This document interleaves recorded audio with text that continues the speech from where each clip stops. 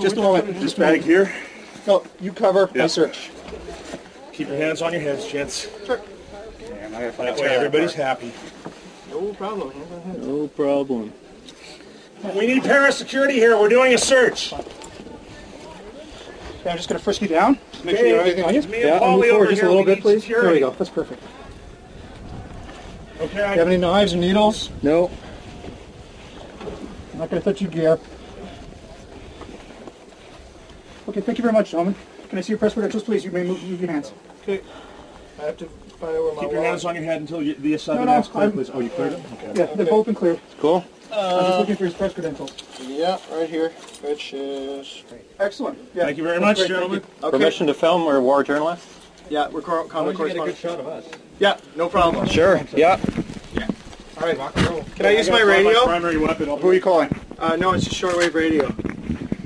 Oh, you're listening to this on CNN? I don't know. On the BBC?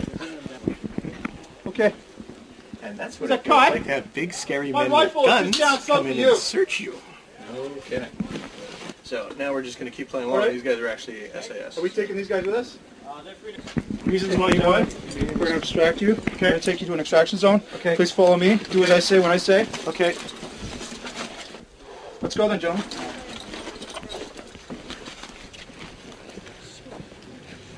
All right, let's go, guy. We're taking these guys to the extraction zone anyway.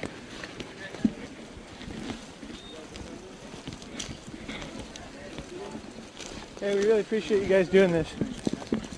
Yeah, this is what they call bad because we're way in the open. This is what's called No kidding. Let's go. I'm just going to follow you, okay? So now, the SAS operatives have liberated us, which is handy. I've got a bus to catch. I hope my wife's okay. She was in the other party. I haven't seen her. No. But these guys are professional. I'm sure they'll get her out. Okay, gentlemen. Okay. Follow us there right in. Okay. Thank you. I guess this must be what they set up. Oh my god, I have to call my fucking lawyer. I got one in the shoulder, man. Sean, it's your wife. Adrian, you're alive! Oh, sweetie. Hi. Are you okay? Did they hurt you? No. Did they take anything? Take a quick breather.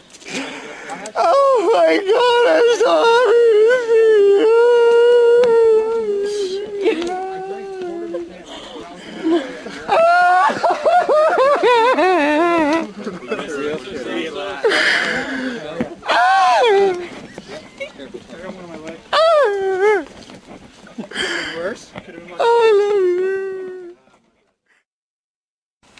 This is my dog Ranger. I got Ranger from the pound about a year ago.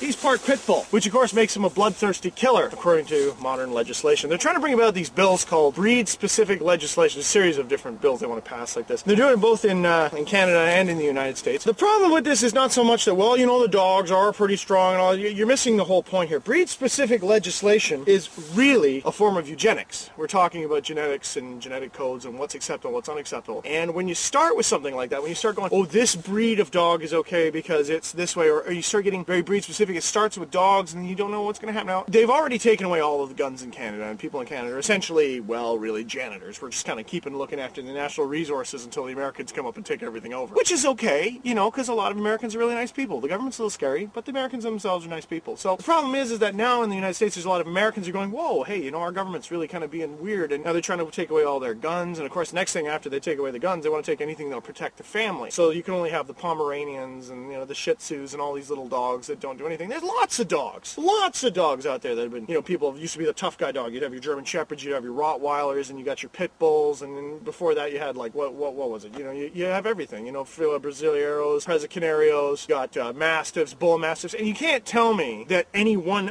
dog is the great evil. Anyone who's ever owned, like even the infamous pit bull terrier, will tell you they're a beautiful dog. They're a very heartfelt dog. The little dog that was in the Little Rascals was a pit bull. Okay, the first dog that ever went overseas to help the troops was a pit bull from Pennsylvania named Stubby. These dogs are people dogs. If you have a dog, it's not a thing. It's not like a printer or a peripheral. Okay, it's a companion. It's something that's supposed to be with you. You're supposed to spend time with it. And people don't have the time to spend because it's been taken away by what? By what? By the corporations, because corporations need all your time. That's why the family unit is falling apart. So the last bastion of defender of the family home would be the family dog. So we better get rid of that too. So when we decide to put all the people in camps, the dogs might get a little bit upset about that because, see, dogs don't watch television, so, you know, they can hang on to some sort of moral value and family structure and stuff like that. That's really what it's about. That's what breed-specific legislation is all about. People go, whoa, no, Sean, no, you're crazy. That's crazy talk. It's obviously not about that. No, it's the slippery slope. Okay, once you start with a little bit of breed-specific legislation, who knows where that's going to go? Who knows where that's going to go? It's like the genome mapping thing. Everybody wanted, genome mapping? It's okay. Science is good. I like science. It's good. But I don't like people copywriting me. I don't like people copywriting my cells. Or if they, they change a little bit and legally everything gets owned. And what's the law now? Anything that isn't a living human can be patented. So how long before the dogs get patented or bioweapons begins to take up as a natural field? Sure, it's just microbes right now, but until we get into genetic engineering, let's cross something with an alligator and see what happens. We're getting really twisted. Really twisted because of all the distractions, because we have more media than we've ever had before. Let's not forget that. We have more media than we've ever had before in the world. And we're more distracted than we ever have been. And our family unit has fallen apart so badly that no one's got time for anyone else. It's disturbing. It's twisted. It's wrong. And it's sick and weird. And breed-specific legislation is just a small part. It's a little symptom. It's a little dipstick. It's a check. It's a flag. It's something that shows up and says, hey, everything's getting fucked up. So you got to be careful. You got to watch this. You got to be aware of this. Whoa, why are they? Why? Oh, because it's ripping kids' faces off. Okay. I think it's a tragedy when children are hurt, but I don't really believe that we should ban everyone from having dogs.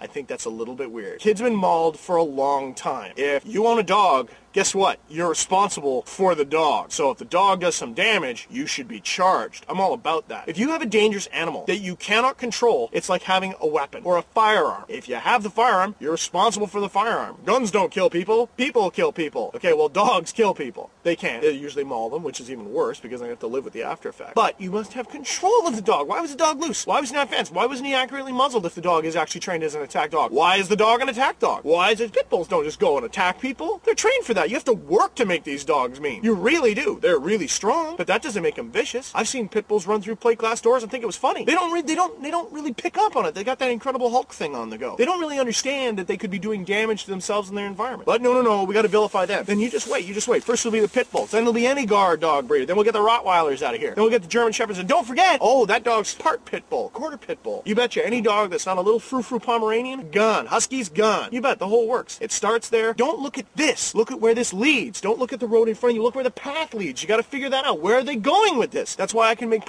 accurate predictions about how, the corporation's trying to take away our rights, because it's all profit motivation. What other possible reason could there be? It's not for personal safety, because people don't give a shit about personal safety. They got bios and personal drugs, and they found out Accutane is killing people now. I mean, there's all these drug companies that are putting out drugs that are killing people. Nobody gives a shit about that, but let's attack the pit bulls. Makes no sense. So what's going on? What's actually happening here? It's just the beginning of an eventual process which leads to an enforced version of eugenics. My name's Sean Kennedy, and I am the fucking man.